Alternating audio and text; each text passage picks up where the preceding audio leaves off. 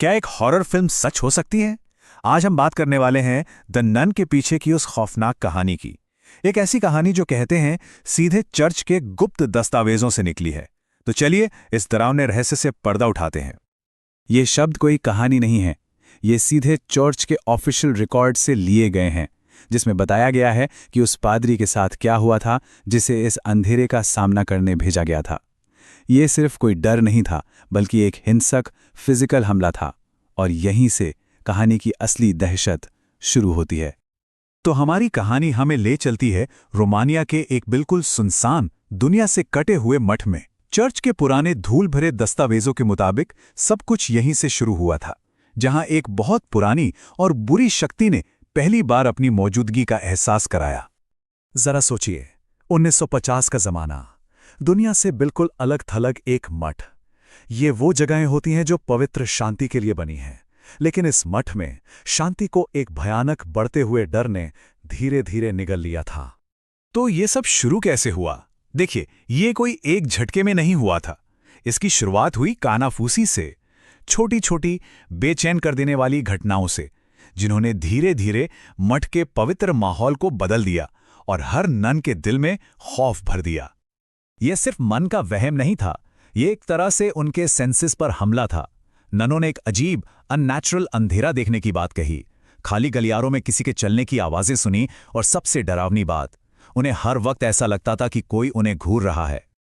कुछ समय तक तो ये डर और शक का माहौल बना रहा, लेकिन फिर कहानी ने एक बहुत ही भयानक मोड़ लिया। अब वो चीज सिर्फ एक अनदेखी ताकत नहीं थी, वो अब सामने आने वाली थी। तो आखिर ये था क्या? कौन सी बुरी ताकत थी जो इस पवित्र जगह को परेशान कर रही थी? एक जवान नन को इसका जवाब मिलने ही वाला था, और वो भी सबसे खौफनाक तरीके से। एक रात प्रार्थना घर की खामोशी में उस जवान नन ने उसे देख लिया। पहली चीज जो दिखी वो था एक बिगड़ा हुआ, अमानवीय चेहरा, और फिर उसकी आंखें बिल्कुल सफेद, जिनमें कोई रूह ना हो, ऐसी आंखें जो सीधे आपकी आत्मा में झांक रही हों। और आखिर में वो मुस्कान, वो कोई खुशी वाली मुस्कान नहीं थी, बल्कि एक शैतानी दुष्ट मुस्कान थी जो आपकी रूह कंपा दे। ये एक नन के भेस में शैतान था। कहते हैं इस शैतानी ताकत का एक नाम भी है, वैलक, एक बहुत ही पावरफुल डीमन, जिसे सदियों पहले एक पापी नन ने अपने शरीर में बुला लिया था, और अब इस मठ को उसने अपना नया शिकार बना लिया था। वेल का वहां होना तबाही मचा रहा था। वो सिर्फ डरा नहीं रहा था, वो लोगों की आत्माओं को तोड़ रहा था। उसने दूसरी नानों को इतना तंग किया कि रिकॉर्ड्स के मुताबिक कुछ ने तो हिम्मत हारकर अपनी जान ही ले ली। मतलब हालात पूरी तरह से बेकाबू हो चुके थे।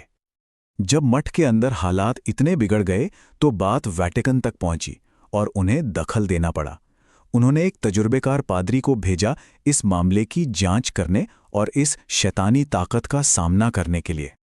उस पादरी की खुद की डायरी बताती है कि यह सिर्फ कोई वहम नहीं था। वो लिखते हैं कि कैसे उन पर अदृश्य ताकतों ने सीधे सीधे फिजिकल अटैक किए। ये इस बात का सबूत था कि वो किसी भ्रम से नहीं, बल्कि एक असली हिंसक चीज से लड़ रहे थे। भूत भगाने का ये काम कोई एक दिन का नहीं था, ये एक लंबी खतरनाक जंग थी। पादरी को पहले तो वहां पहुंचकर सिचुएशन को समझना पड़ा, और इस दौरान वेलेक उस पर लगातार हमले कर रहा था। कई दिनों तक लगातार प्रार्थना और रस्में करने के बाद वो उस आत्मा को काबू करने में कामयाब हुए। लेकिन यहां एक जरूरी बात है, उसे खत्म नहीं किया गया, सिर्फ बांधा गया था। तो इस बड़ी लड़ाई के बाद क्या हुआ? क्या मठ अब सेफ था? जैसा कि पता चला, उस रस्म ने पीछे एक डरावनी चेतावनी छोड़ दी, और एक ऐसी विरासत जो आज भी लोगों के रोंगटे खड़े कर देती है। तो सिचुएशन को ऐसे समझिए, रस्म से पहले मठ में एक एक्टिव हिंसक शैतान था। रस्म के बाद उसे बांध तो दिया गया, लेकिन खत्म नहीं किया गया। मतलब खतरा टला था, पर हमेशा के लिए नहीं। वो बुराई अब भी वहीं थी, बस शांत हो गई थी। और इस पूरी घटना का असर आज तक है। वो रोमानियाई मठ आज भी हॉन्टेड माना जाता है, एक ऐसी जगह जहां कहते हैं कि चर्च के बड़े अधिकारी भी जाने से बचते हैं। और हां, यही वो खौफनाक कहानी है जिसने द नन जैसी फिल्मों को इंस्पायर किया और एक लोकल कहानी को एक ग्लोबल नाइटमेयर बना दिया। तो ये सब हमें एक आखिरी परेशान करने वाले सवाल पर लाकर छोड़ देता है। उस पादरी की चेतावनी बिल्कुल साफ थी।